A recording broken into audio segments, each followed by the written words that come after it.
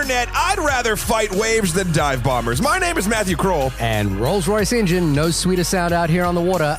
My name is Shahir Dowd. I'm going to put an asterisk next to that before we move on. What's the asterisk? We'll talk about and it. This is the only podcast about movies, specifically the film Dunkirk. Dunkirk. Dunkirk? Do you have to say it with an accent?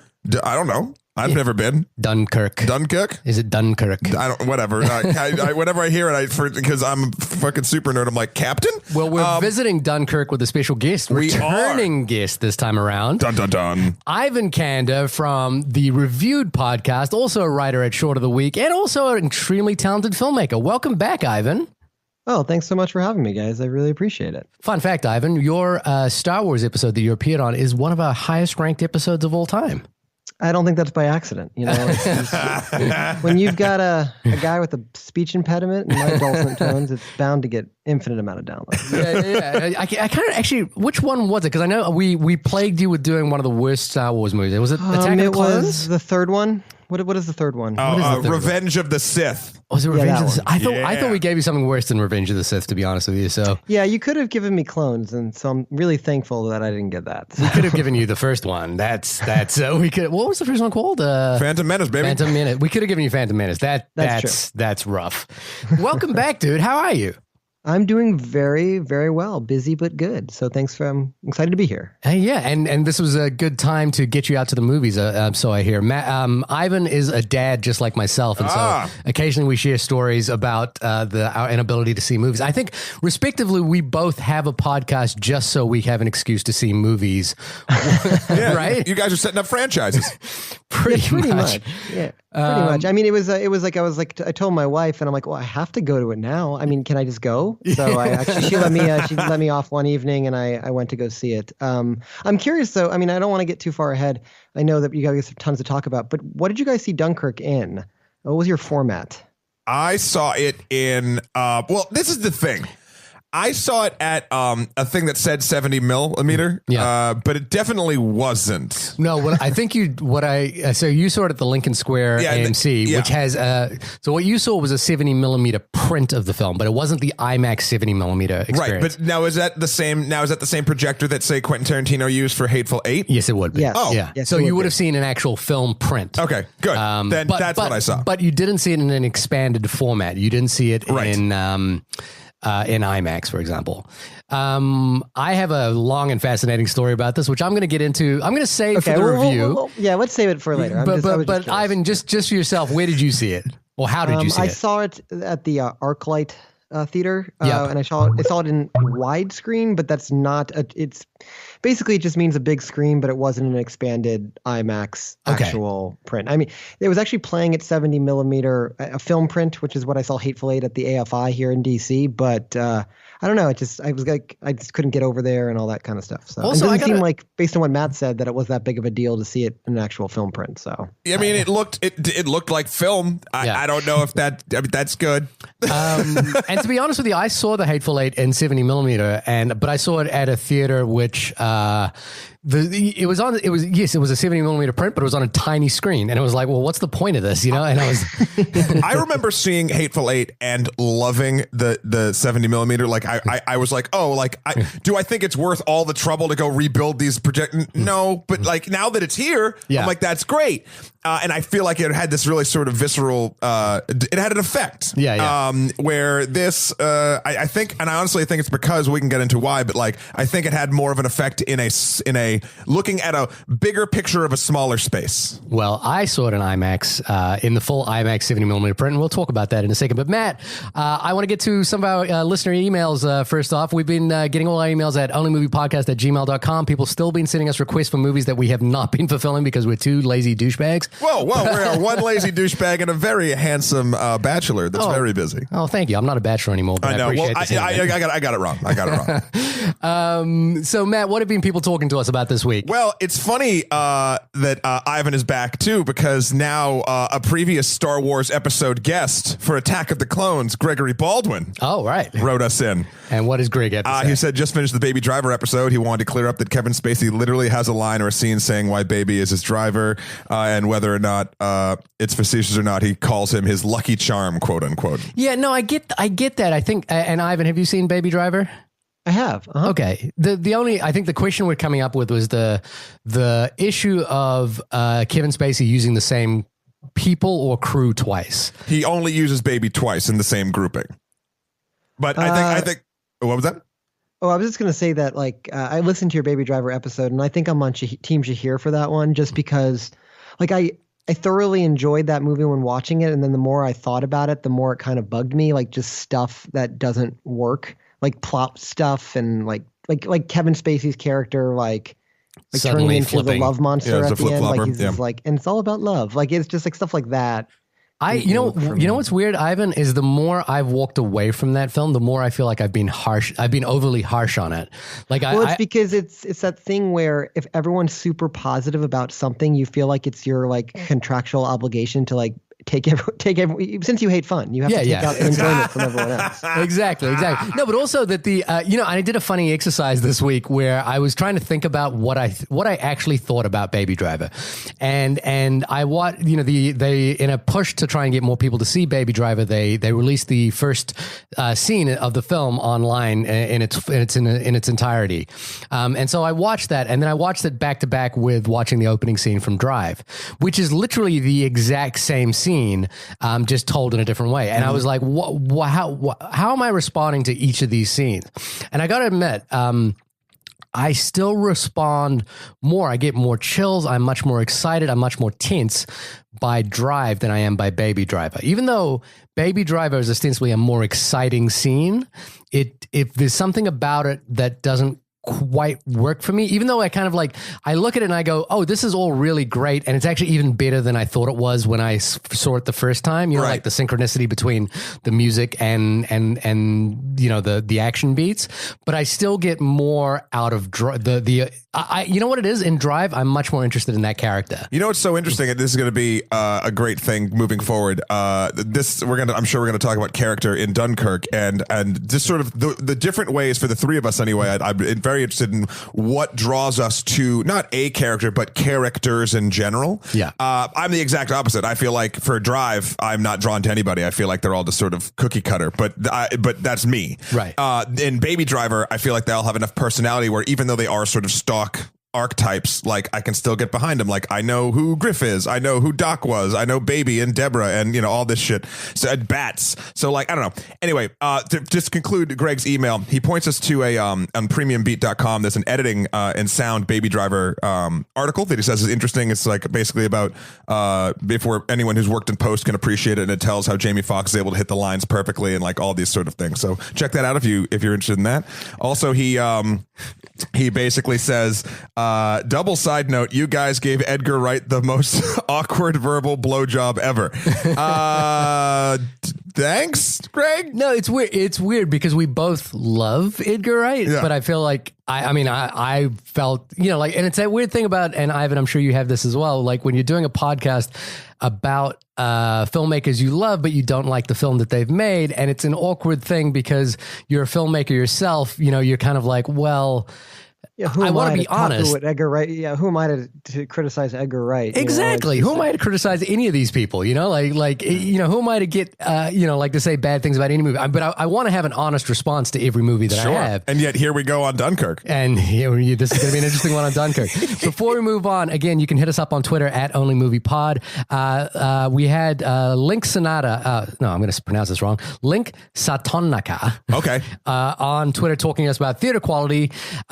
What was our conversation about? Oh, it was the Christopher Nolan thing about theater quality. We've been talking about Nolan a bit these last couple of weeks. Yeah, and this is going to be a perfect segue into my experience with Dunkirk. But speaking of theater quality, I saw Spider-Man in the front row at a recently renovated AMC Real D 3D. The fact that this row even exists is unconscionable, and at the same price point at the rest of the theater, 3D does not work for that angle. It wasn't in focus. The picture was warped because we were right under the screen, and one had to physically turn their head left or right to see the frame. Yeah, Well, if you're in that situation, you just don't go see the movie. Like, I guess, but it's not assigned seating, right? Like in some AMC's are changing that. I'm really snooty about this because I tend to only go to theaters that have assigned seating now, so I can show up like literally as the movie is like as it's starting and just like sit right in the middle. So I'm like climbing over people, to get to my reserved seat like right in the middle of the scene. But I don't have like time to go to a theater like 45 minutes to stake out a seat, Right. Yeah. The only downside to that is now it's funny because when it first happened, I feel like everyone sort of like really paid attention. Now people just go and sit wherever, like even in these assigned seats, and you have to go up to them and be like, hey, that's my seat. And then they act all confused and you have to show them your ticket and you have to literally kick people. And I have no problem doing this, but it does.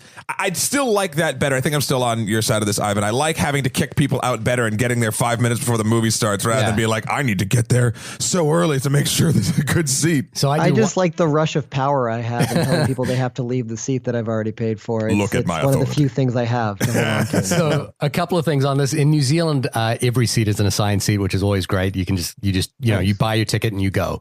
The second thing is I always pick if I'm going to a movie where I want a good seat. Usually, and here's just another sad thing about being a dad and a movie reviewer is I usually go to a movie by myself, and I will go to a movie theater which I know has a low population of people attending, so I will kind of get a good seat. Plus, if you're a single.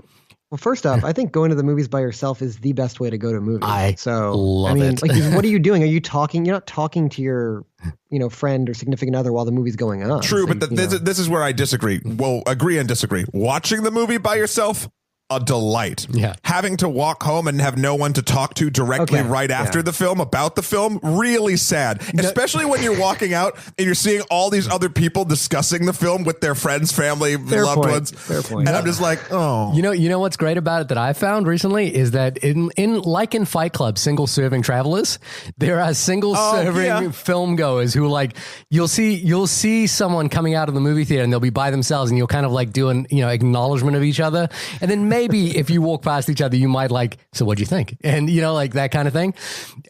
So in response to Link, I'm just going to say his or her first name on Twitter, I think you should just walk out of the movie theater, especially a 3D movie sitting in the front row. Yeah. But he is right, or they are right, I should say. It makes no sense to have that seat available. Yeah, that's literally a money grab. Or it should be like a discount seat. Yeah, a $5 seat or whatever. That's basically a little bit of what I was talking about last time about movie theaters not doing due diligence. And those are small paper cuts of things that will slowly but surely drive people away from that theater experience as opposed to like staying home and investing in like a home theater. So let me talk to you about the small paper cut of due diligence that destroyed my movie going experience this week.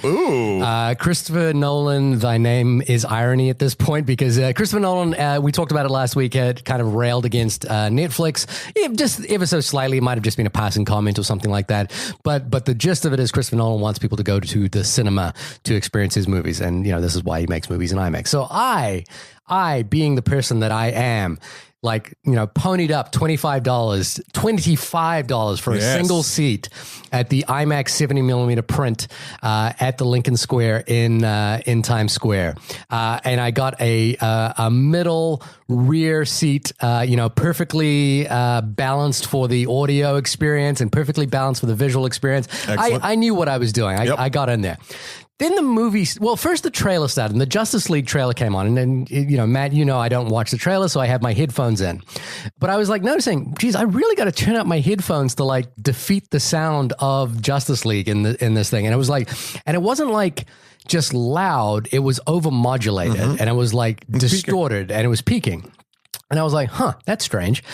And then the movie started. And after the first bullets flied, you could see my entire row put their fingers in their ear. And what had happened was this movie was so overmodulated that it was actually painful to listen to. And now I know that people have been saying this is a loud movie. So are Michael Bay movies. Michael Bay movies are loud, but they're clear.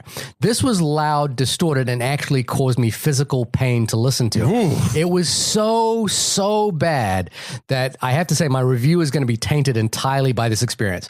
What I did afterwards was that I went You stayed the entire time while it was blowing out your ears? I mean, because I would have gotten up and yelled at somebody. Yeah. So this is the thing though. Christopher Nolan mixes his movies loud. I saw Interstellar in the same theater, and it was loud, but it wasn't like distorted loud. And so I was like, there's this thing that happens in movies. It happened to me once previously in another experience where people aren't sure if this is the way it's supposed to be because you're in a battle scene and you're like, oh, maybe I'm not supposed to be able to hear what people are saying. Sure. But then there would be like silent scenes where like Kenneth Branagh would be speaking, and it was like, it's really hard to understand what he's actually saying when there's nothing going on around him. And it's not because he's enunciating badly. It's not because there's a lot of ambient noise. It's because he's overmodulated and peaking to a point that it actually is completely blowing out what he's saying. So after the movie, I kind of like, asked a couple, first thing I did as a super nerd is as the movie was, as the credits started rolling, because I didn't do this during the movie, as the credits started rolling, I downloaded a decibel meter onto my phone. and I started doing a test of like, how loud are these credits? And it was 102 decibels. 85 decibels is the point at which hearing can be damaged, by the way. And this was 102 for the credits, which is just the music on its own. And if you know anything about sound as well, sound works in a logarithmic fashion. Yep. So 85 to 100 isn't actually just 20% louder. It's actually double or triple the perceived hearing. I can't believe you sat there. I know. I feel like a dunce for doing it, but I was like, maybe this is, and you could kind of make it out, but I spent maybe 60% of the movie with my fingers in my ear. And I went down and I talked to AMC Guest Services afterwards, and there was a line of people all saying the same thing. Hey, was this, and AMC were like, well, look, we don't know. We just get the print from IMAX and we just play it. They have quality control. And the funny thing was, because I stayed through the movie and did that decibel reading, super nerd, at the end of the movie, a title comes up and literally says, to give feedback on your quality experience of IMAX, email this address. Oh, and I did. I emailed them. So you wrote a sternly worded letter to Chad IMAX? Yeah, to Chad. Dear Sir or Madam. Dear Sir Mr. or Mrs. IMAX. Well, here's the thing. I emailed it's called quality control at IMAX or something like that. I emailed them. They emailed me back within an hour and said, hey, we've had a couple of complaints about this. We're going in to check it out right now. And so they went in that night. I got an email back at 2 a.m. saying, we apologize sincerely. There is something wrong with this theater. We are recalibrating it as we speak. We quality tested this theater with Christopher Nolan last week and it all played fine. Obviously, there's something wrong. Then he emailed again later on to give me a full apology for ruining the experience. Did he give you a ticket? AMC gave me a ticket. Okay. AMC gave me a ticket to go see any movie again, including an IMAX movie, which I appreciate. But then at the same time, I like to book my tickets. I don't want to go in, it's a little weird, but and then you got an email from Christopher Nolan. And then I got an email from Christopher Nolan. How's he doing? He was like, hey, could you come in and like check out the mixing of my next film? And you're like, I would, but you destroyed my eardrums. I have to say, because like I normally listen to a podcast on the way home from the theater. I couldn't actually listen to a podcast. Dude. It was that bad. And that's not Nolan's fault. That's AMC's fault. And again, going back, that's like not a paper cut. That's like a sledgehammer to your eardrum. Especially after you've paid $25. And the problem is you don't get that experience back. I would have been so annoyed because you've set up you've done everything you can do in your control to make that experience like the perfect cinematic experience. And when it's just so, it's like when you go to a movie and you see the boom in the shot because the projectionist hasn't framed the print correctly, like that kind of shit. So. But then, again, this is, I think Matt and I had an argument last week about like, what you can control and what you can't control. I don't think Christopher Nolan obviously intended the film to be seen this way. Of course not. I don't think AMC intended this to happen. IMAX certainly didn't, given the way that they responded immediately and went and corrected the print. But the problem is, honestly, it's, you can have all your checks and balances. You can have the director come in the week before with the technician that helped build the technology and set everything perfect. But at the end of the frickin' day, it's being run by high school and college students that don't give a shit. Nobody's going into the theater as it's playing and going, hey, that's a little loud. I should go check that out. When I went and saw Wonder Woman, It was out of focus. I went and complained to the usher. It remained out of focus the entire movie. You're only as strong. When I went to see Spider-Man Homecoming, the lights were on for the first 10 minutes of the movie. So. Right. Yeah, like they trust in the automation and they trust that everything's just going to work out okay. And these are the type of experiences that we've all sort of described that are going to poison this thing that Christopher Nolan is trying to protect. And it's just very ironic that you can do all of your checks and balances and still it comes down to the front lines. And the worst thing is it's coming down to a reviewer, myself, who's only going to see that film through that experience. You know, it's maybe you should watch it on a plane next. I was actually tempted to go back the next night, but I was just too tired. And we'll talk about the movie in a second. Sure. But you know what I liken the theater going experience to? It's coming closer and closer to airline travel today, which is that the patrons are no longer patrons of a theater. We are cattle to be shipped in, ushered through quickly and then, replaced as quickly as possible. Shout out to Oakja. Yeah. So if you had an interesting experience watching IMAX, I actually tweeted about this and people started emailing and tweeting me back about how they felt the film was very, very loud, but not distorted. But if you had any interesting experiences, a friend of mine went to see IMAX the following night, and I tweeted him saying, "You're welcome," because I feel responsible for having recalibrated his theater. Did he have a good time? I haven't heard back from him, so he's dead. He can't hear. He's dead. No, he can't hear the message, the message notification anymore.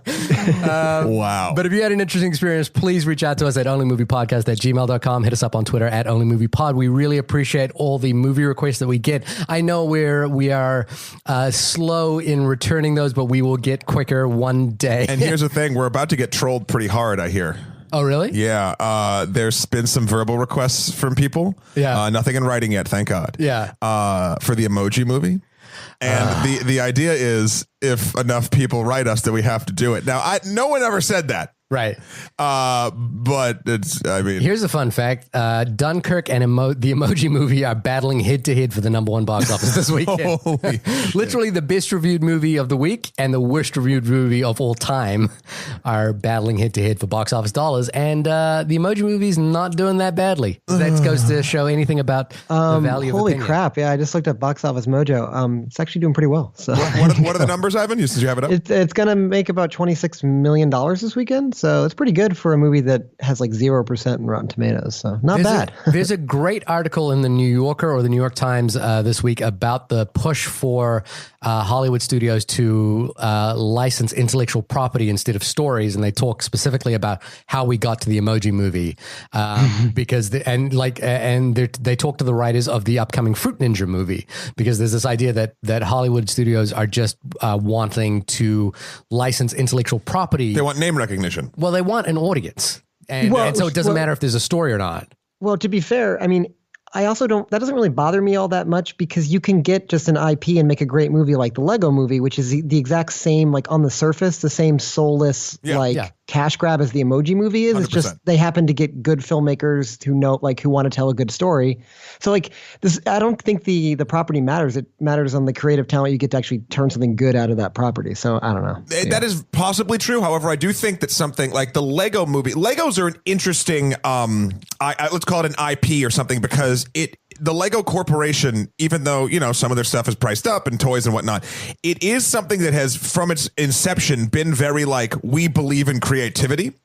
Like that's been sort of a motto of Lego. So I think just to finish this up, it's like I bet you it's easier to get a creative group of people together to work on the Lego Movie because they have fond memories of Legos and they used to create with Legos and now they get to create something else with Legos and everyone's creative. Whereas the Emoji Movie, I mean, let's look at what an emoji is, right? An emoji is a little piece of graphics that you use for one of two reasons. One, you're too lazy to type a word. Two, you want to inject humor that you didn't earn into a sentence. And if you just take those two things and like, let's make a film based on that, you're not going to get the best clientele or even give a shit about story. It's made to have stories be shorter and less important.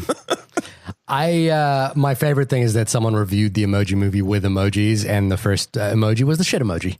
Oh, that's some meta shit. That's some high quality GIFs on Reddit shit. But moving on, we are into Matt. This will be our first Christopher Nolan film on the docket. This is the first. Yeah, Ivan, how do you feel about Christopher Nolan? I have a complicated relationship with him. Oh, really? Your Facebook status is awkward? Yeah, very awkward. No, I mean, I don't think you can like movies and not at least respect Christopher Nolan. Like, I don't think that's a thing. And he's one of the few filmmakers that exists today that his name alone will sell a movie. Like, there's so few people that can do that. He makes, I like that he swings for the fences. He makes big movies that are meant to be seen in the theater. He literally shoots it on the biggest format physically possible.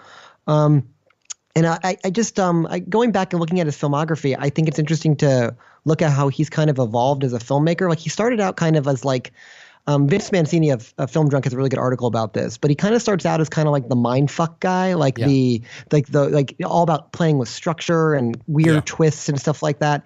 And he's kind of evolved a little bit away with that. And I think Dunkirk's an interesting like point in his career because it's, with the exception of a structural Nolan quirk that is a part of Dunkirk, everything else, this is his most straightforward movie by far, and I don't feel like he's trying to mindfuck you like he is with Memento and The Prestige, and even his first movie Following has got like a lot of flashback trickery that he does to try to trick his audience. So I think he's evolved. I think he's evolved as a craftsman, and he's become a better writer, and it's interesting to watch that happen. That being said, I think even a movie like Memento, which is universally beloved and I respect quite a bit, I don't know how much you get out of that movie on repeat viewings, if that makes any sense. But yeah. I'm going to humbly disagree with you about the Memento comment, but wow. Matt, how about yourself on Christopher Nolan? I mean, I found him through Memento, and I remember Memento just really blowing my mind entirely. And then that was right around, maybe it wasn't right around, but it was right around when I started getting DVDs. Yeah. And then like the whole thing of it was like, whoa, like this is so cool, this movie. Oh my God, there's a secret code you can punch into the DVD and it plays the movie in the right order. Yeah. And then you do it and you're like, oh, this isn't as good. Yeah. But like, I just remember having that sort of like visceral excitement and then disappointed in that. And then the thing about Memento for me. But you're disappointed in that, not the film, movie. Not the film. Yeah. But I will say, as I grow and move forward, it does sort of fall into a bit of the Fight Club land for me, which meaning I still watch it, I still enjoy it, but the cracks in the armor of these films are now filled with the glue of my nostalgia of love for it when I was a younger man. Wow, that is quite an analogy. So, and again, I try to realize that on a personal level. Obviously, I love the 2 out of 3 Batman movies. I think Batman Begins is. It's odd to say this. The more I watch that and The Dark Knight, I kind of like Batman Begins more. Okay. Even though Heath Ledger is a god when it comes to the Joker. But then The Dark Knight Rises is the rare film that I feel like I could write a math equation where my interest and appreciation of it goes down like at squared or cubed each time I watch it. Right. I was atrocious by the end. And then I love Inception. And I also I liked the first 2/3 of Interstellar. But there's been lately, I feel like there's just been a drop off of me really like being a Nolanite. And I know that's a personal thing. And that's why, honestly, going into this, I wasn't like psyched to see Dunkirk. Okay. I obviously knew it would be technically, impressive and there'd be a lot of praise to give it. But it did not. I'm not a big straight up war movie person anyway, so that's probably step 1. And then step 2, I've just been a little bit let down each film. Each time a little more. Yeah. What about you, Shahir? Did you go yet? No. No, I haven't. And you know what? Before we wrap up this episode, what I would love to do is for us to rank Christopher Nolan's films again, just kind of loosely what you think of, just so we can kind of get a sense of where Dunkirk fits in. I think that'll be a good way to kind of see our enthusiasm for the film or not. He's given us homework, Ivan. We haven't even finished the review. Pretty straightforward. I actually just looked up his filmography to make sure I've seen them all, but I think I have. Yeah. And I'm pretty sure everyone's done this at some point, like top 3 Christopher Nolan movies is pretty straightforward question that most film geeks have asked at some point in their lives. I love Christopher Nolan, but I agree that there are flaws in the armor. The issue is that I saw Memento at the exact right time in my life. It was the point at which I'd started making films and I was like really into experimental films, or the idea of films that messed with structure in interesting ways. And I thought that the thing that was interesting about, say, a Christopher Nolan as opposed to, say, David Lynch and Mulholland Drive or something like that, was that I felt that there was a nexus between what Christopher Nolan was doing structurally and what he was trying to do narratively.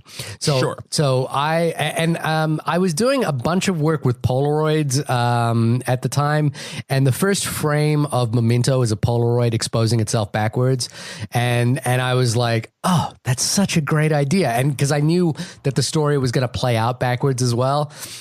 I kind of watched that, and it was one of those moments where I was like, Jesus, I wish I'd thought of this. And then when the movie played out, I just thought it was genius. I still do. I absolutely adore everything about it. I went and watched his first film following after that. I think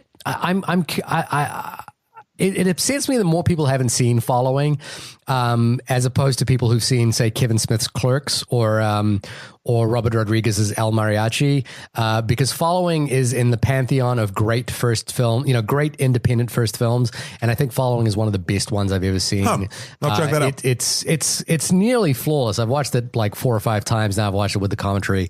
It's incredible, and basically the thing that I love about Following is the filmmaker that Nolan will become is all evident in Following. Like everything that he does amazingly in Memento is there in plain sight and Following. You know how sometimes you see a first time filmmaker and their first film is kind of them trying stuff out, and it's the second film that they really get going.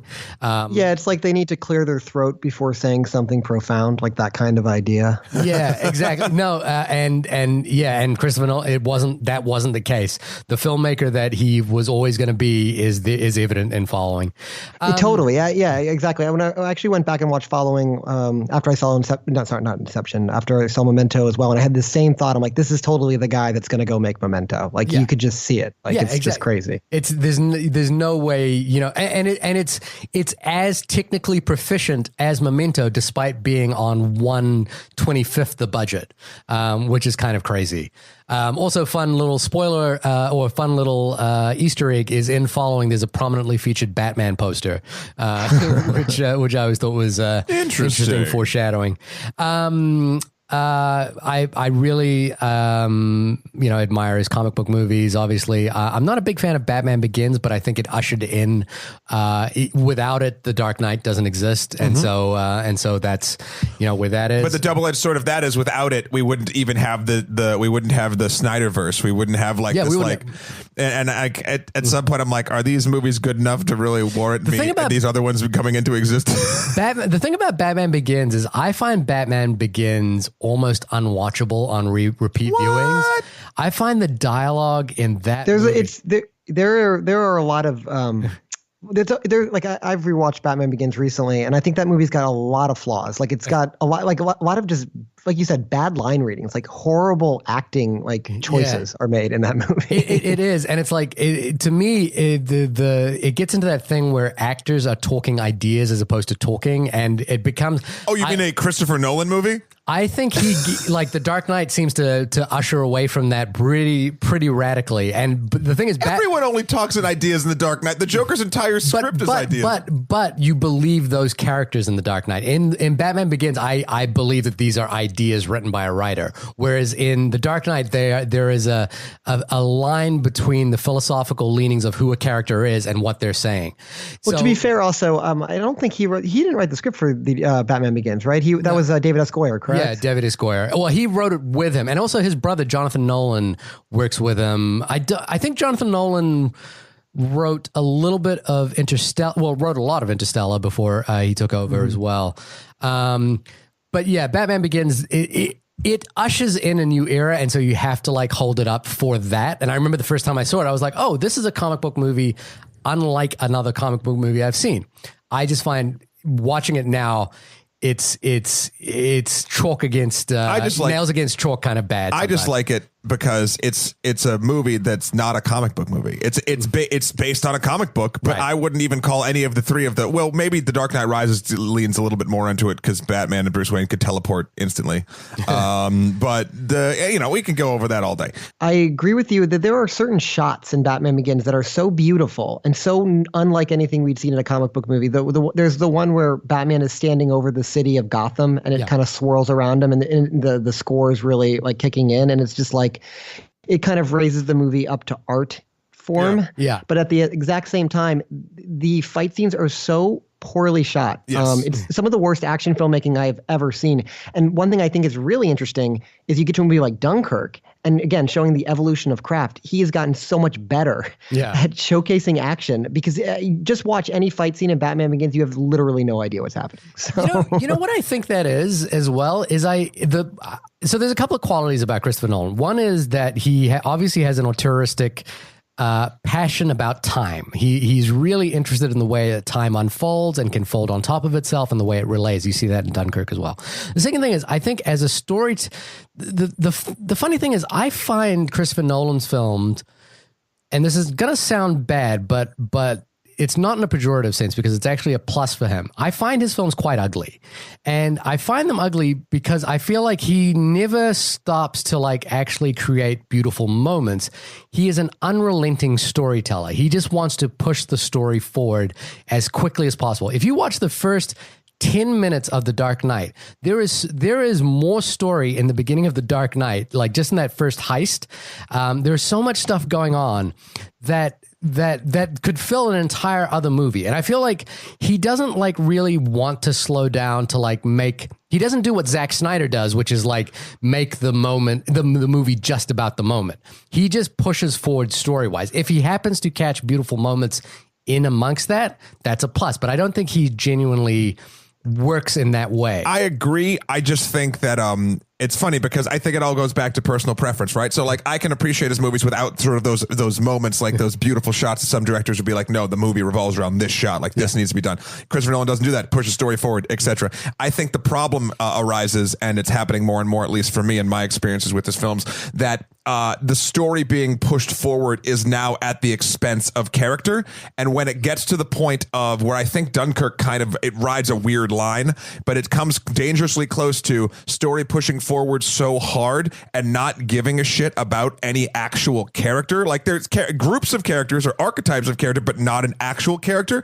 I don't get any emotional like leverage, or like it doesn't grip me in a way. And then all of the visceral combat and the feelings of being in war and this being a real life thing, even though you're doing everything else right, you're not hooking me on an emotional level, and then that's where I start to have problems. Well, tell us a little bit about Dunkirk. What is Dunkirk about? Oh, I'll read the IMDb. It'll be really fun. Evacuation of Allied soldiers from Belgium, the British Empire, and France, who were cut off and surrounded by the German army from the beaches and harbors of Dunkirk, France, between May 26th and June 4th, 1940, during the Battle of France in World War II. Now, that's the description of the movie, which is hilarious to me. Right. Because it sounds like a Wikipedia entry. It's a Wikipedia entry. It's a newsreel. It's like, yep, this happened. Yep.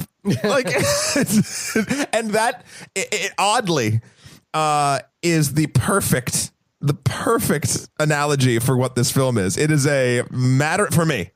It's a matter of fact. Here's something that happens that I'm going to show you in a crazy visceral way. That's it.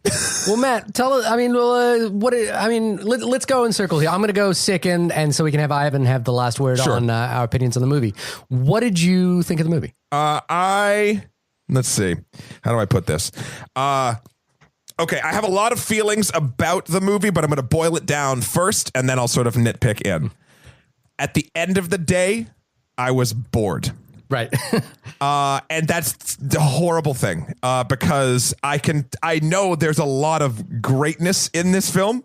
I really enjoyed it on a technical level. The battles were like the fights, and it wasn't really battles. It was just like the violence, even though, like it felt like a war, and that was good, and it looked that way. I really like the use of time. Ivan, what you were saying before is like how he sort of evolved from this being like a gimmick into like an actual like storytelling device that it's not like, oh wow, time's so crazy, but it's like, oh, this is great because you're cutting out all the fat of these three groups of people. For those of you, I guess this is minor spoilers, but Dunkirk is kind of broken up in the beginning from the perspective of the soldiers on the beach, from the perspective of the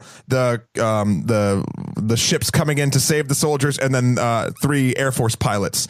And it's what is it, weeks, days, and hours or something like that? Yeah, the first story is told, it has a week till the 3 stories have a point of convergence. And, yes. And the opening crawl tells you how far apart that point of convergence is. So like that's really cool. And like it's cool without overstaying its welcome. You know how we talk about I get caught up on gimmick filmmaking? Right. Like Boyhood for me. Gimmick filmmaking. This is not a gimmick what he's doing. In my eyes, this is just like the natural evolution of a tool of filmmaking that he loves put into something very technically sound. That having been said, the tension that this movie builds only comes from a technical standpoint. There's a lot of trickery going on to make you feel really, really like nervous and tense. And the second you kind of look behind the curtain, at least for me, is when it lost me. Now, there's a couple different things that they did. Sort of like I've been reading a lot of articles based on the Shepherd Glissando, the sort of thing he did in the score. Okay, where it's basically plays. Wait, you mean Hans Zimmer? Yeah, but it's the thing that Nolan does in a lot of his movies, and he's used it sparingly before. But this was like almost straight through the entire thing. So it's 3 different tones. You should look this up on Wikipedia. It's super interesting. It's 3 different tones. The high tone starts in volume wise low and gets higher. The mid tone is straight throughout, and the low tones start is really high and then get lower or something like that. And what it does is it tricks your brain. A Vox article called this the barbershop pole effect for sound. You know how barbershop pole spins and you have the vision like, oh, the stripes are going up. Yeah. This gives you a feeling in your brain of a musical sort of crescendo building, but it never stops. It just keeps building. And I've listened to some examples of it. It's crazy. He used this throughout the entirety of this movie. Yeah. And it got exhausting, and it got like, and not like, oh my God, I can't believe it, I'm on the edge of my seat. Like, oh, like you need to get out of here. Is it over? Yeah. And that sucks. Like he's used it sparingly at the Bat Pod. That used in the sound effects for the Bat Pod, it used the same thing because it always sounded like it was revving up no matter what it was doing. And alongside that, it was just the nail in the coffin for me and for this movie was there were no characters. I can't tell you a name of a character. And I tried to, after the first half, I'm like, I got to learn someone's name. Like, this is important. But do you think it's a case of not knowing their name or not knowing who they are? But I just want, I want the movie that I'm watching to care enough about the characters to make sure I know their name. And not in a way that like shitty writing does. Like if this was a shitty script, Shahir and Ivan, I would always say your name, Ivan, when I was talking to you, Ivan. Like that, like not like that. Just like make sure your structure of your story makes the audience care enough to know a character's name. He seems so obsessed with the story and sort of like trying to just get you through it that it comes at the expense of like getting you attached on an emotional level outside of a groupthink. And that for me, and again, that's a me thing. That's not. That's something that's never grabbed me. Yeah. So all in all, despite the fact that on a filmmaking level, I can see this and be like, holy shit, this guy's good. He's just too good in the spots that don't grab me as an audience member. And therefore I really didn't enjoy my time. I didn't dislike my time. Right. It just wasn't, I don't know. I wanted to like it more. Okay. Ivan, I'll try and go very quickly through this because we really want to hear your opinion on this. One thing I like about the evolution of Christopher Nolan's career is that I think he's gotten more and more to be akin to a conductor as opposed to a director. And I think that the quality of his films have become, especially his collaboration with Hans Zimmer, have become much more symphonic. And so and I think this begins even at the end of The Dark Knight Rises, the final act of The Dark Knight Rises. The reason why I actually like The Dark Knight Rises, despite its many, many story flaws, is that it reminds me of kind of a Wagner-esque kind of collision of all the storylines clashing into each other, and it's accompanied by this singular score, which like makes it to be a symphonic experience. And I actually really like that he's making movies that feel like symphonies more than they feel like movies. And I like that about. Actually, I like that about Interstellar as well, even though I don't, about Inception and even Interstellar as well. I remember everything I'm going to say is tainted by my experience, which means the Hans Zimmer score was so overmodulated in my screening that it was actually really hard to hear what it was doing. And there was only like a couple of moments where I was like, oh yeah, okay, this is how this kind of plays out. So I really like that about his filmmaking. I disagree. I agree in part with some of your points about character, Matt. I think the stuff with Mark Rylance on the boat is actually really, really good stuff. And I just recently watched Steven Spielberg's the BFG with Mark Rylance as well. And boy, I really like this actor. He won an Oscar. He's a great actor for Bridge of Spies a couple of years ago. And I think what he did in this film, or what they were doing around that story in the boat, was really interesting, and I really liked it. Overall, though, I will say this about the whole film. You know, when IMAX wants to have special screenings to highlight their format, they have those films like Dinosaurs or Space Exhibit or something like that. Dunkirk to me feels like the history version of basically an IMAX test tape that, you know, done by a really good filmmaker, but it doesn't feel like it actually gets into something beyond being kind of a recreation of events. Mm-hmm. I think his messing around with time structurally is interesting, and it creates a couple of lovely moments, but it also creates moments that are unnecessarily confusing. I entirely agree. Yeah. Yeah. In a way that actually doesn't help the film. And it feels like just a way to inject a Christopher Nolan-esque stamp on this history exercise. So I wasn't as enamored by that. I think it's now again, I saw it in IMAX 70 millimeter, and some of the scenes are just breathtaking. You know, like they shoot all the dog fights in full IMAX 70 millimeter. So it's the full 60-foot screen, top to bottom, and the entire dog fights are in those sequences. And apart from the piercing sound, it's actually beautiful to look at. You know, still without the kind of, you know, like he's not like Michael Bay, who will kind of like create a shot, you know, against the sunset just because, you know, he just kind of pushes the story forward. So Ivan, what did you think of the movie? I think I liked it better than both of you. Good. I have a lot of issues with the movie, and I have this issue with Christopher Nolan, where the more I think about it, the more chinks I find in the overall veneer. But that being said, I was profoundly moved by this movie, and I can't tell you why, because as Matt said, there is no characters in this movie. There's like no emotional stakes except for the Rylance subplot to a certain extent.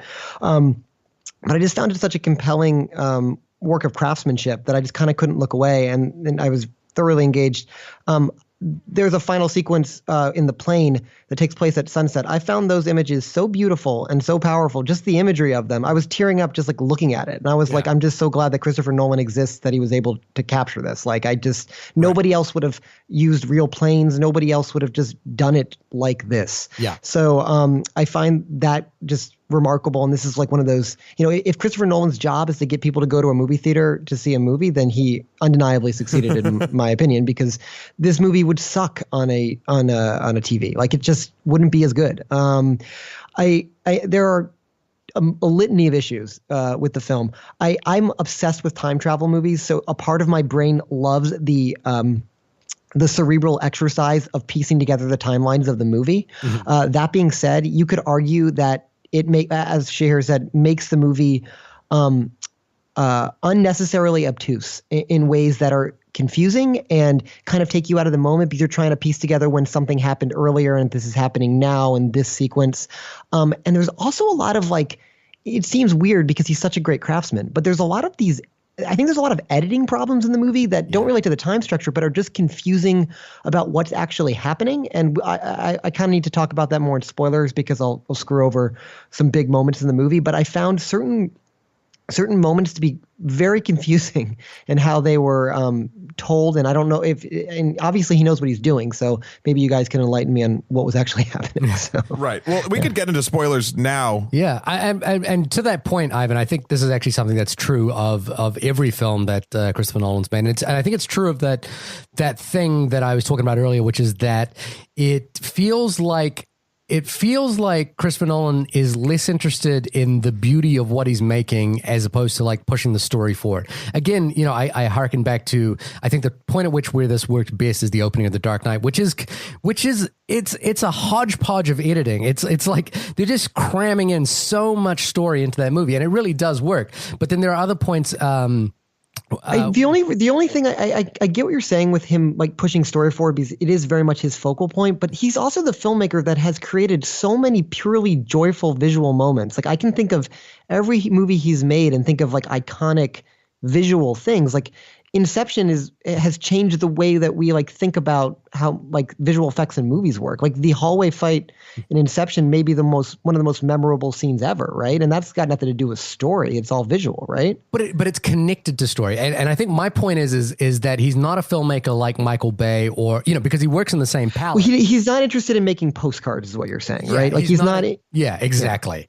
Okay. That's my point. Is I think if he finds a beautiful image in amongst the story he's telling, that's wonderful. And obviously it's a secondary concern to him. But that's what I feel like it's a secondary concern. Like I don't feel like, whereas for Zack Snyder, I feel like it's a primary concern. You know what I mean? Yeah, and I think that's a fair point. I think you could argue that depending on what your interpretation are of various scenes, but I think that it kind of fits this MO of Christopher Nolan as being this cold filmmaker. A lot of people say that about him, especially the way he deals with characters. Like Devin Faraci, a former film critic for Birth Movies Death, he had a quote a couple years ago that I always come back to where he thinks that Christopher Nolan's never had sex. Right. And the reason he says that is because all like the relationships in the movie feel like a writer like writing what love theoretically seems like, but has never actually like experienced it themselves. Like you could go to Anne Hathaway's dumb monologue about love in Inception, not Inception, in Interstellar. And even the relationship between Cobb and I forget his wife's name in Inception, it feels like that relationship needs to exist because from a story standpoint, you need to have Cobb longing for something, but it never actually resonates on an emotional level. Yeah. And it's interesting to me with a movie like Dunkirk, where Christopher Nolan's like, I'm terrible at writing these characters. I screw that. I just want to tell this event and capture this event, and that's what I'm good at. And it's an interesting experiment because I think it could go one of two ways, and it could go the way of Matt, and you could just feel totally bored because you're not into the emotionality of these characters. But it also could be like me and just be like just so caught up in the retelling of the visceral experience of this event that you are just very taken with the film. So yeah, I mean, and I think I wish. I don't know. I wish I could. I nothing gets me more sad than seeing something that I know is done incredibly well and I should, for all intents and purposes, enjoy, and not enjoying it. And at one point, I walked out. I wanted to see this movie with my friend Katie, and at the end of it, I walked out and she loved it. She absolutely loved it. I was watching her watch it on occasion, and she literally was like, you know, really tense and on the edge of her seat and all this stuff. And the rest of the audience seemed to be as well. Right.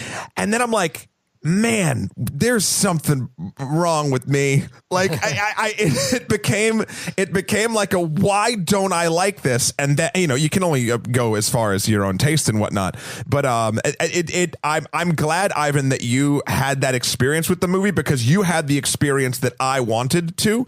And I don't think it's like, it's funny because when a movie doesn't reach a certain level that you want it to, there's different ways it can fail you. I don't think Christopher Nolan failed me. I think I knew exactly what I was going into. He delivered exactly what I believe he promised, and it's just not the type of entertainment that grabs me. Are you saying it's not you, it's me, basically? Yeah. It's not him. It's yeah. That is literally what I am saying. You've boiled down my long ass comment to that diatribe, which is incredibly true here. No, I think it's a fair point. I think this is going to be a movie that's I think you're going to fall on either side of the spectrum for this kind of film, and either you kind of like I came back from it. My wife's like, oh, should I go see it by myself now? And I'm like, I don't know if you'd really like it, because I can't tell you, like, there's not really a story here. It's not, well, maybe you disagree with that, Shahir, but it's just the event. It's not like Saving Private Ryan, where it's a story about trying to find a guy caught behind enemy lines and blah blah blah. Or it's not like even the more recent Mel Gibson one, Hacksaw Ridge, which is like about like an actual, like, it's a story about this character that takes place during a war. This is like the story is that Dunkirk happened. I mean, you can even look at the names of these films: Saving Private Ryan versus Dunkirk. What is important in these things? Well, Hacksaw Ridge is also the name of the place that had, you know, that. No, but I'm just saying, using those two as an example. One is about saving a private named Ryan, and one is literally about the entirety of Dunkirk. Like, it's the point. And, I mean, and maybe this is me being a dumb American, but I think this film might be more interesting to me, because if you're an American, I guarantee you're not learning about Dunkirk as a primary topic of World War II coverage. You're going to be hearing about D-Day and the Pacific Theater because America was directly involved. But here's an event that is very British in its resonance, you know, like apparently all the actors are all British. Chris Nolan's British. Like, this is a very British story. Mm-hmm. So maybe I find it more interesting from that historical level, because I'm just not that familiar with this event. You know what I got out of this about being British? There's nothing more quintessentially British as jam on toast and tea. That is, like, if you want to be British, having tea is the most quintessential thing you can do. I think all of your points lead into something. You know, if this movie is in entirety about Dunkirk, my feeling is that this is, you know, again, it's kind of like IMAX commissioned Christopher Nolan to make a film about Dunkirk, and he injected some character moments into it, and I think they're, you know, I think for the most part they kind of work. But my broader question that I kind of am thinking about in this is, how do we function as a society in relationship to the way in which our cinema portrays war? And I'm going to go out on a limb here, and I'm going to guess that all three of us at this table are probably anti-war people at some point, right? Like we're young, fairly liberal leaning, you know, mid 30s or early 30s in the case of Ivan. Ivan, actually don't know how old you are, so I'm not going to ask you on. I turn 32 tomorrow. Oh, really? Happy birthday. Wow. Happy almost birthday. And for anyone listening, that's actually today on the release of the podcast. Oh my God, that's right. So wait, happy birthday. Happy birthday, Ivan. It's very Christopher Nolan to mess with time, but that's fine. I'm going to guess we're all anti-war. Now, I could be wrong about that. I have an interesting quote from Francois Truffaut, who wrote this thing, which he said that no matter how hard you try, there is no such thing as an anti-war film. It's a quote attributed to Francois Truffaut, who's basically saying that no matter how much a film is trying to be anti-war, the fact that you are portraying war on screen ultimately makes it in some way pro-war.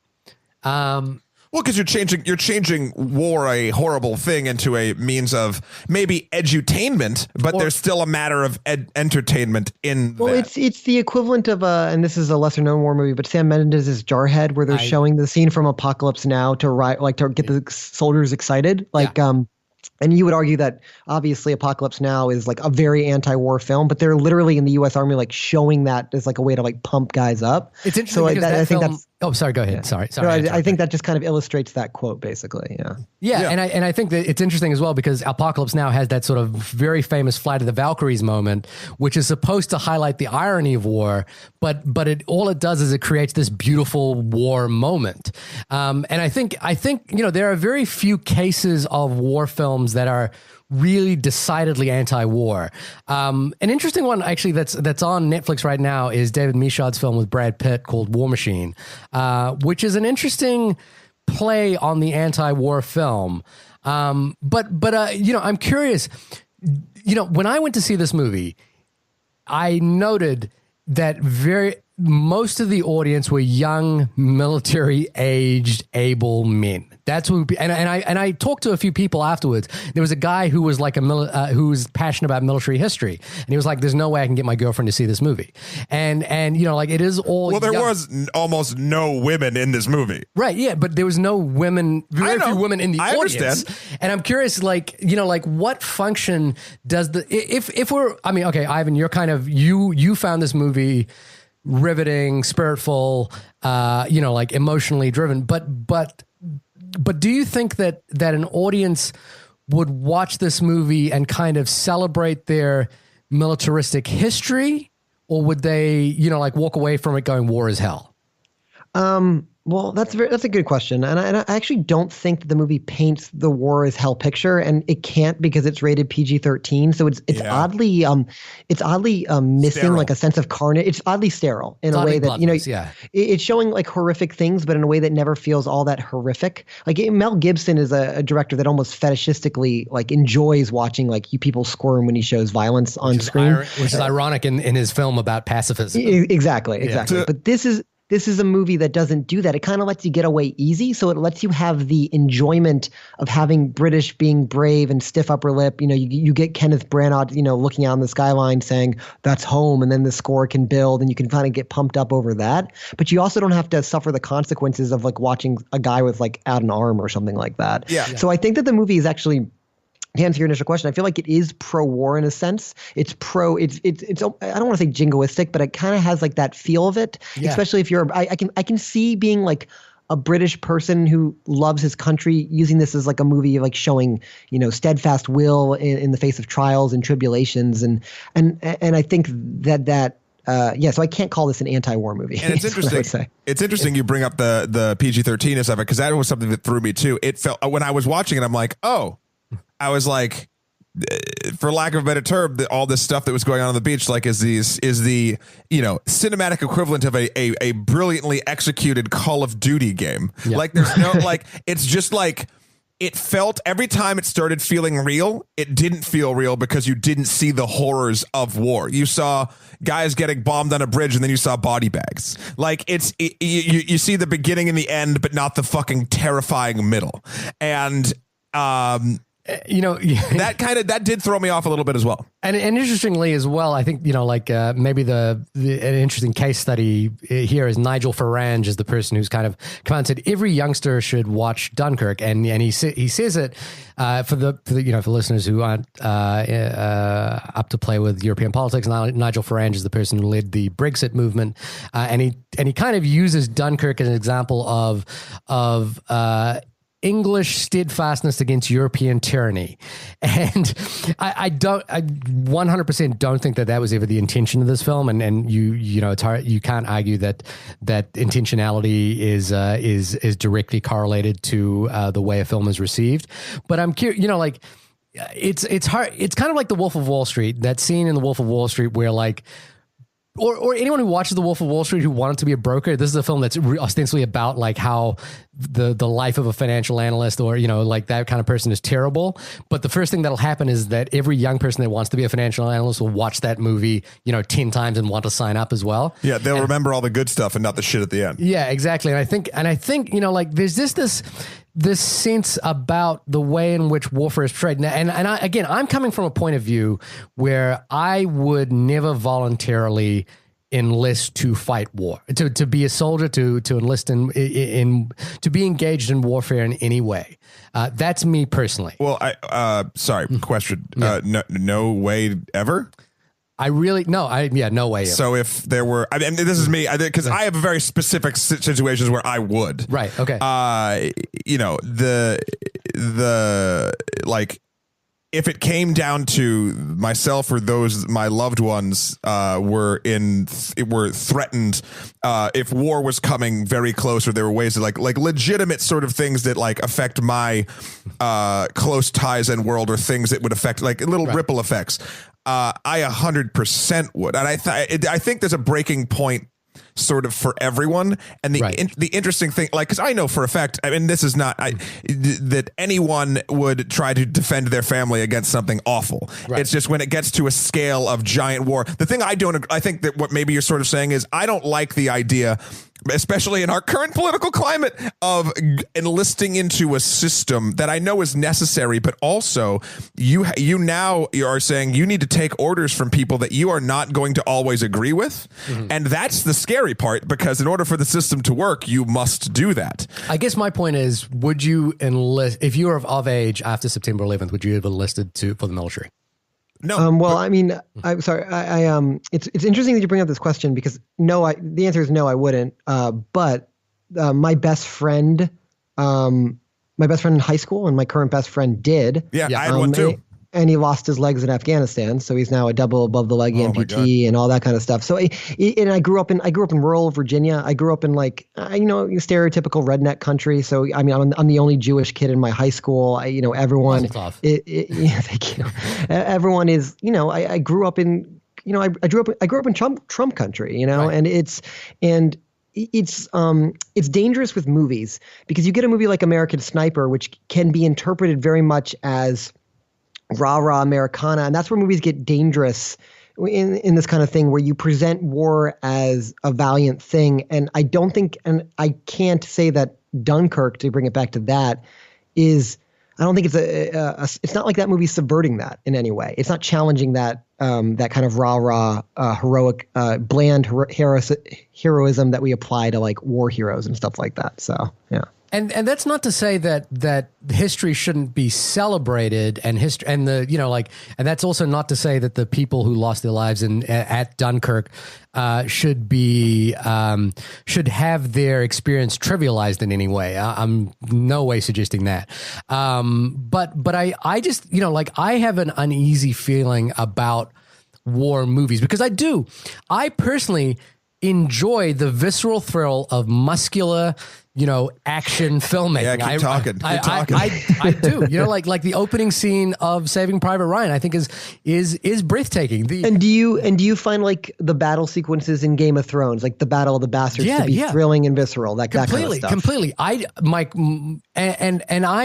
think I approach it from a slightly the kind of hypocritical point of view that someone that only a film critic can offer. Well, someone who believes that they're enlightened in some way can do. Yeah, fair. No, everyone, like everyone. I'm not disagreeing. Yeah, well, I mean, I think this comes down to like, it's okay. Like, and this is maybe me, because I don't think I'm as smart as you, and I'm not saying that in a self-deprecating way, but sometimes you just enjoy watching stuff, man. Like there's something that's viscerally, like, you just enjoy. And this may be why I tend to like superhero movies better than you do, is sometimes it's just fun to kind of, it's fun to kind of just go on that journey. And I don't necessarily feel good about enjoying my cheeseburger, but damn, I really enjoy eating it. But here's the thing. This is why I think superhero movies of that ilk are more than just the cheeseburger. Because, okay, why don't I like actual war films, right? Yeah. I honestly think that there's some psychological level of me that does feel a sense of guilt or a sense of some badness, no matter how good the war movie is, of me being like, fuck, like this is real, like this is fucking terrifying and awful, and we're watching it and eating popcorn. Right. Like there's something weird to me about that. Whereas if I'm watching the Avengers fight the Shatari in New York, I'm getting all of my like visceral, like animal brain nonsense out, but I'm doing it in this weird safe space that is so detached from reality that I'm getting those feelings without any of the guilt of the violence. Now, you could argue, you could flip that on its head entirely and be like, well, are the pros better than the cons of that psychologically?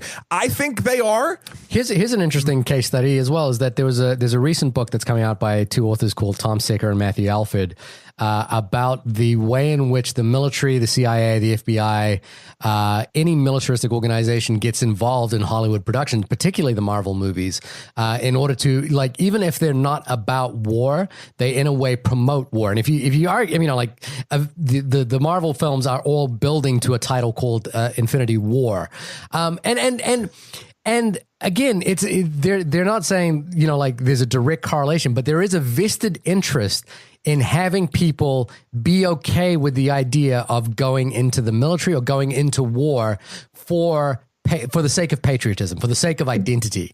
And I think that's fair. But do you think, I mean, getting back to this movie, do you think that I don't think Christopher Nolan has that intention with Dunkirk. No, I don't. No. I don't think he has. But it does have a bit of a. But so I come back to that Francois Truffaut comment, which is that you can never truly make an anti-war film because the act of portraying war on film inherently does that whether you want it to or not. And I don't think this is an anti-war film. I don't think it's a pro-war film. Again, I think this goes back to Christopher Nolan being like, this is a good story. I'm going to tell a good story. You really like putting words in his mouth, don't you? You really like putting words. Yeah, because I think that's what it is. I don't think he went out to say like war was bad or war is great. I think he's using the stage of war to show a thing that happened in a very technical way. There's this quote that's been passed around a lot about this movie that Christopher Nolan has commented on, like just the lack of characters in the movie. And he says, quote, "The empathy for the characters has nothing to do with their story. I did not want to go through the dialogue, tell the story of my characters. The problem is not who they are, who they pretend to be, or where they come from. The only question I was interested in was, will they get out of it? Will they be killed by the next bomb while trying to join the mole, or will they be crushed by a boat while crossing?" So it is, in his own words, all he cares about is creating like an isolated, visceral experience of this event. And whether or not you respond to that, I think is kind of up to you as a viewer. Yeah, he cares about the actual facts of what happens to the characters, not who they are and how they got there psychologically or emotionally. In some ways, isn't that refreshing though? Like, aren't you like tired of like having like the guy look at his sweetheart on a picture and then get his head blown off? Like, aren't you tired of that? I'm tired of it when it's done poorly, but I fucking love it even when it's tropey if it's done well. And most people do it poorly. So this is a bit of a breath of fresh air. But if I had the choice of excellent character with real motivations in a wonderful war film or just wonderful war film, I would choose the first one. I guess my point is that I think it is yes. I agree. It is a technical marvel. I think the issue that I start to come down with is I don't think the film has anything to say about anything other than being a representation. And I think Christopher Nolan is a smart filmmaker, and he wants to basically make the message, if you will, of thematic importance to be entirely tied to the experience of seeing this movie. And it is an experience to see this movie. But a filmmaker he gets compared to a lot is Stanley Kubrick. And Stanley Kubrick made 3 war films in his life. They are Paths of Glory, Dr. Strangelove, and Full Metal Jacket. All very message-heavy movies. Well, I find that they're all films that have something to say about the experience of war. They are not just simply representing the war experience. They're actually interrogating the war experience. And they're trying to find... And sometimes that experience is absurd and it's funny, like in the case of Dr. Strangelove. Sometimes it's profoundly brutal, like in the case of Full Metal Jacket. Other times, like in Paths of Glory, it's a profound representation of the way in which humanity operates. And I think the thing that kind of, again, my experience was somewhat dissipated by the actual presentation of the film, but I did find that although there were great moments, I wondered what the impact of these moments were, and I felt like this film was basically a celebration of the heroism that endured this event, and a celebration of the British notion of I guess you could quantify it as the stiff upper lip, but yeah. Mark Rylance's story where he, towards the end of it, where he basically, like, his son lies to the Cillian Murphy character about the death of his other son in order to save him from the knowing that he was responsible for his death, is a sort of a celebration of this, the grace under fire. And even the reading of Churchill's memo at the end of the film is kind of that same celebration. We will continue the fight no matter what, we will endure.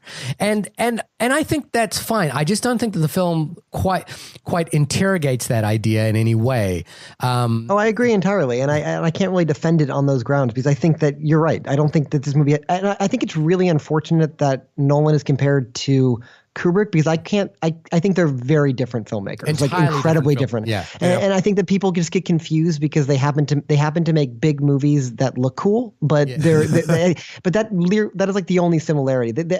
I couldn't think of two filmmakers more different than exactly. Than these Yeah, two. I think they're compared because they have the same stature at Warner Brothers, for example. You know, like they both. Yeah, they're just names. Like they're big names that are attached to movies. Like like even people that don't know movies know who Christopher Nolan is as a director. Yeah, and I think that's probably why. But yeah, I don't think this movie. If a big knock against this movie, I agree, is that I don't think it has larger aspirations. I just think whether or not you're here for the ride is up to you. But this isn't a deep movie in the sense of what it's trying to explore about the human condition and war and all that kind of stuff. So, well, it's interesting. Even just the quote that you said, Ivan, from Christopher Nolan about like he doesn't care about the sort of motivational stuff. He cares like if this character A lives, character B dies, etc. It brings me to sort of a bit of a. This is I think I just figured out why I didn't like it. This will sort of roll into my final thoughts. Is that. Okay, so I am an atheist or agnostic in the sense that means that like I don't think human beings are the best things out there. There must be something else. I just don't think it's the traditional, any religion's gotten it right, whatever. So I do believe, other than the importance we put on it, human life, all life on this little rock is kind of pointless. I don't think there's a grand plan. I don't think there's anything like that. I think we are a wonderful happenstance that basically, again, going back to a Joss Whedon quote, if nothing we do matters, then all that matters is what we do. So in that sort of sense, if Dunkirk and the film can't be made to bother treating its characters as people and not just chess pieces, I can't care if they live or die because I don't think that a chess piece has any intrinsic value. Therefore, I'm not going to get emotionally involved in it. If you tell me a story about the chess piece that makes it more than just sort of an empty vessel of like, oh, person A, person B, person C, I can get behind it. That's why I think the guy on the boat was the only character, the what was the actor's name? Mike Rylance. Yeah, Rylance is the only one that like I even, got behind a little bit. And the fact that he was so good was jarring because that doesn't happen anywhere else. So tonally, it was always different when we went back to the boat. Well, I think the movie, I mean, I don't think that's entirely fair because I do think that, like, I think that there is something interesting he's doing where characters are making choices, but they're doing it completely wordlessly and the choices have meaning behind them. Tom Hardy's. The movie doesn't present that. Like, I mean, yes, do I believe what I like to believe that like every character has a reason for why and blah, blah, blah. And do I need it for everyone? No, but like, Tom Hardy's character, what's Tom Hardy's character's name? I don't think it matters. It doesn't matter. There's something because we're putting him in the trope of it's Tom Hardy. So first off, I think it's hilarious that Tom Hardy's in this movie because it's literally his eyes. Christopher Nolan putting him in gas masks. I know, right? Unintelligible gas masks because you have no idea even what he's saying through his radio through the movie. But the thing is. Like, I think that is it okay if I spoil stuff? Yeah. Oh, yeah. We're way beyond that. We're doing final thoughts. Okay. So if you want to roll into that. Oh, yeah. Okay. I just wanted to double check. Like the sequence where he's flying and he chooses to turn back when he knows he doesn't have fuel to get the remaining Luftwaffe. That's a character choice that meant a lot to me when I was watching it. And the same thing could be said about, I think that the opening sequence with the guy who ends up being the French soldier as well as the British soldier, where they're trying to sneak onto the boat by carrying the wounded person on the stretcher. That is I think that sequence is incredible. Because they don't say anything to each other at all, but you know exactly what they're trying to do, and you kind of sympathize with them and understand why they're doing it. Sure. And it's not heroic at all, but if you were in that situation, you'd want to do the exact same thing because you just want to get on that boat. And then when they do get on the boat, they're screwed anyway. So like stuff like that, I think is real interesting and why the movie kind of works for me. That's motivation, not character. And I understand there are good motivations in this. I mean, the movie itself paints a lot of reasons to do things. But again, those two characters, and I'm using a name as an analogy for like humanizing a being. I mean, we do it with anything that we name. We give it anything that's named has a more importance in our psyche. And the fact that like you're 100% right, like that motivation is so true.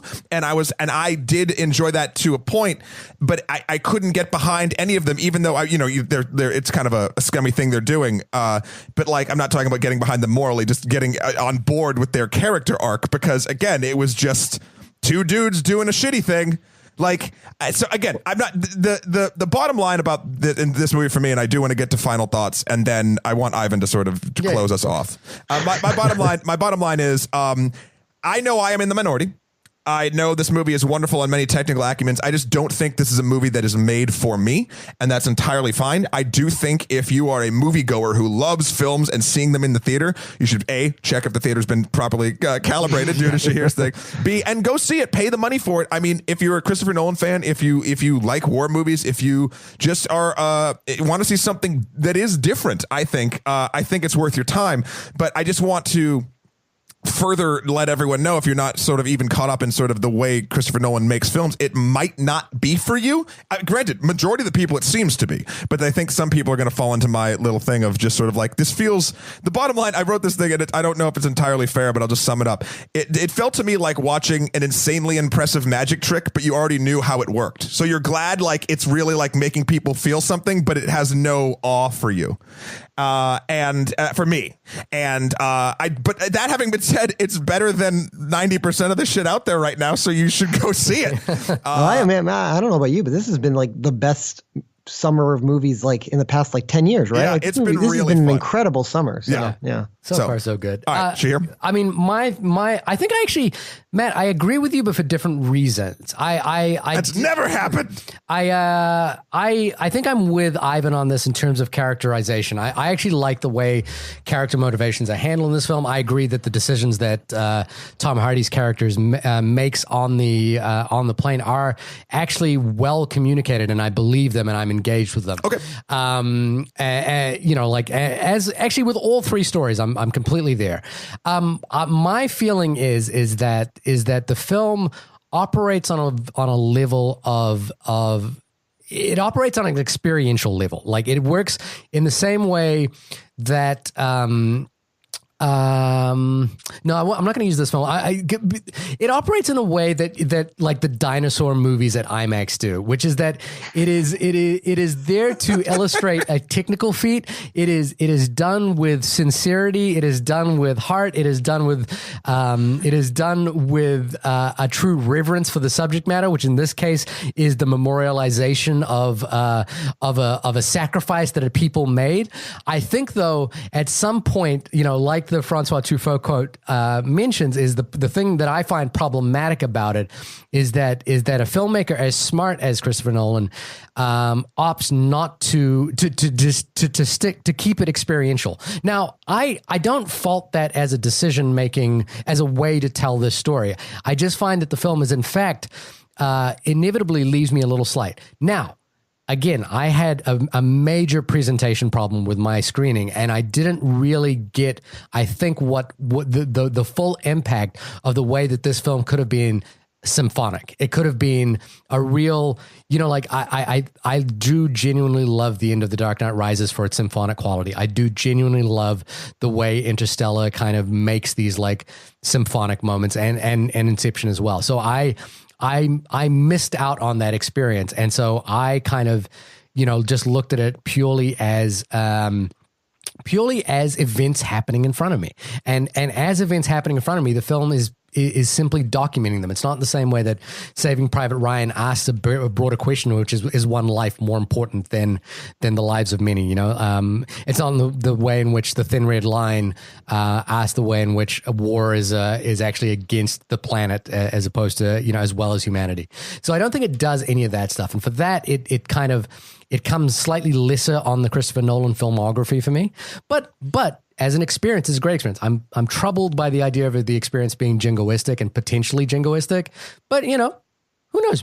People you can't control how people interpret the work that you put out there. Exactly. The thing is, like, I'm afraid to rewatch this movie. Much like I'm afraid to rewatch Gravity, which I have not re-seen since I saw it in the theater. Yeah. Because I'm afraid it's not going to work again. Like it because I was just so profoundly moved by the visceral experience of it. Yeah. But even like The Dark Knight Rises, I know that movie gets a lot of crap, but like you were saying, Shahir, there are certain I remember being in the theater and being so incredibly like into it because it was just like the way that the score was building and the way there's a sequence where Bruce Wayne is getting out of the prison and the score is rising and he's climbing and it's powerful and it's I mean, Christopher Nolan's really damn good at that kind of thing. And I think that from that Dunkirk, I kind of feel the same way. It's just him evolving a bit in craft and, having less clunky dialogue because there's almost none of it.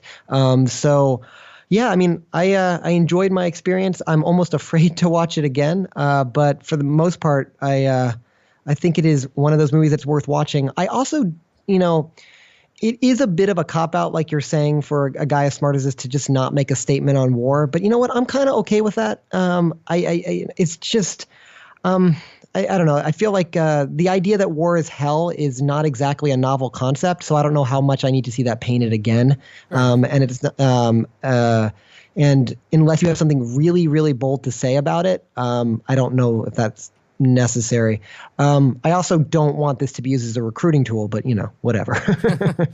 So before we wrap this all up, I said homework at the beginning of this episode. Really quickly, how do you rank Christopher Nolan's films, and where does this sit on that rank? If you don't want to go through the whole list, give me the top three. Let's just do them all real fast. So I'm going to go from lowest to highest. Okay. The Dark Knight Rises. Okay. Dunkirk. Memento. Inception. The Prestige. The Dark Knight. Batman Begins. Wait, no Insomnia? Where's Insomnia fall? Oh, yeah. I did not see Insomnia. Insomnia's fucking fantastic, by the way. Okay, I'll go. Sure. One is Are you going I'm going from worst to best. Cool. A little scared. I'm going to screw this up. I'm going to change my mind on this like 10 minutes later. But because I guess listing doesn't matter, but it feels so official right now. I'm going to go following The Dark Knight Rises. What am I missing here? Wait, this is your least favorite? Lowest to highest. Okay. Lowest to highest. Okay. Following The Dark Knight Rises, Insomnia, Interstellar, Batman Begins, Inception, The Prestige, I missed Dunkirk. Sorry, Dunkirk, The Prestige, and then The Dark Knight. So I guess what I'm asking is where you place Dunkirk. So Dunkirk comes second on your list. Is that right? Second or third? It comes third.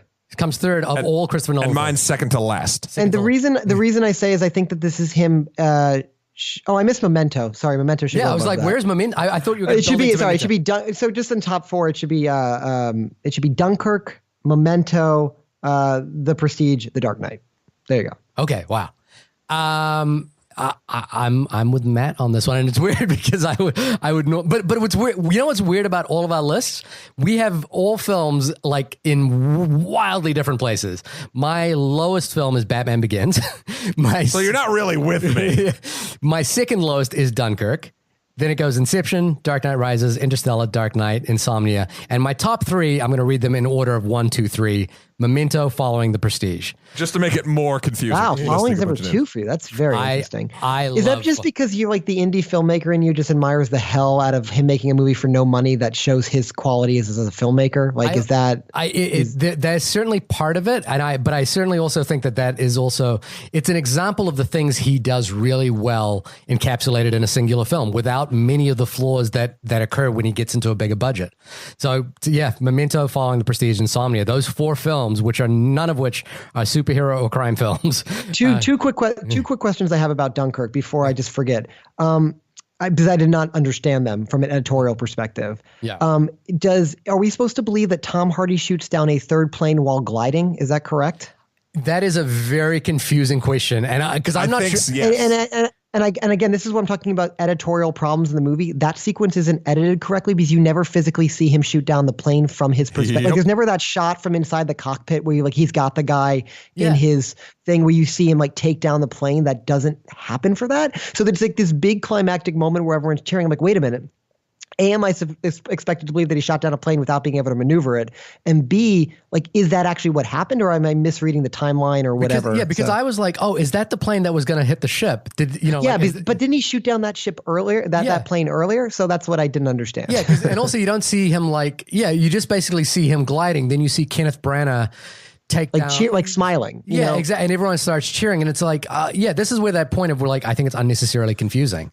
Kenneth Branagh, go stand on this dock for the entirety of the shoot. Yeah. Well, I mean, I think that's really interesting that we can have a guy this capable, but like that's like a small, like even like a basic editor would be like, this sequence is confusing. And then another good example is when the boy, when Cillian Murphy throws the boy or hurts the boy's head. I still don't quite understand how that action happened and how it was like the staging of that sequence was confusing to me. And I understood the aftermath of it. Like, you know, he obviously Cillian Murphy's responsible, and I get that from action, but just purely from like, it's like missing a cutaway or it's missing a shot that makes that sequence make sense. So I also read another thing where Cillian Murphy was actually seen in kind of one of the other timelines being on board one of the ships that got destroyed, and so he was. I didn't see that, and I was like, you know, again, it might just be the fact he was in the ship at nighttime. Yeah, that got you see Cillian Murphy in that one. Oh, okay, so, and it might just be a fact that everyone's white and dark haired and British. You know, that I'm like, oh, you guys. Well, that is a huge problem, and everyone looks exactly the same. Like I didn't even realize that the French guy died until he drowned in the ship, and I'm like, wait a minute, is that the guy that's on the thing? Because they just again, look alike. they all look the same. I mean, all white people look the same. Everyone knows that. So. As the only brown person in the room, I'm going to refrain from commenting. You can say it. You can say it. We all know it. This has been the only podcast about the film Dunkirk. Ivan, thank you so much for coming on and discussing this film with us. When you are not enjoying Christopher Nolan's latest theater of PG-13 war, where can folks find you? You can find me on the web on Twitter at Ivan Kander. That's Kander. My website is lucky9studios.com. That's the number 9studios.com. And I write and edit for the website shortoftheweek.com. Fantastic. Nice. Really great work, by the way. Also, check out Ivan's latest film, Dr. Doom, about one of Matt's favorite characters, which I hear is now being adapted into a TV show by Fargo creator. And they Is it a TV show or movie? It must be a movie. And they obviously took inspiration directly from you, right? Like they I mean, that's the only way that, I mean, honestly, there's no other way it could have happened. So, yeah, also true. Yeah. So congratulations on all those royalty dollars for like selling your show. Yeah. I mean, I'm set for life now, guys. So it should be good. But definitely check out all his work. I actually am a huge fan of Ivan's short film Pancake Batter, which is in typical Shahir fashion is his one of his few non-superhero orientated films. And it's the film that I champion the most. Okay. Oh, thanks, man. I appreciate that. Well, where can people find you when you're not hating on our guest superhero movies? You can find me on my website, shahirdaud.com. That's SHAHIRDAUD.com. You can find us at onlymoviepodcast@gmail.com, Twitter at onlymoviepod. Matt, when you are, oh boy, here we go. When I'm not putting words in Christopher Nolan's mouth, although I probably do that on all these places too, you can find me. You're putting words in my mouth now. Yeah, I'm just doing it. I'm just moving through. MatthewKroll.com, MatthewKroll.com. You can get me at Skeletor, the number 4 PREZ on Instagram, or Emperor MSK on Twitter.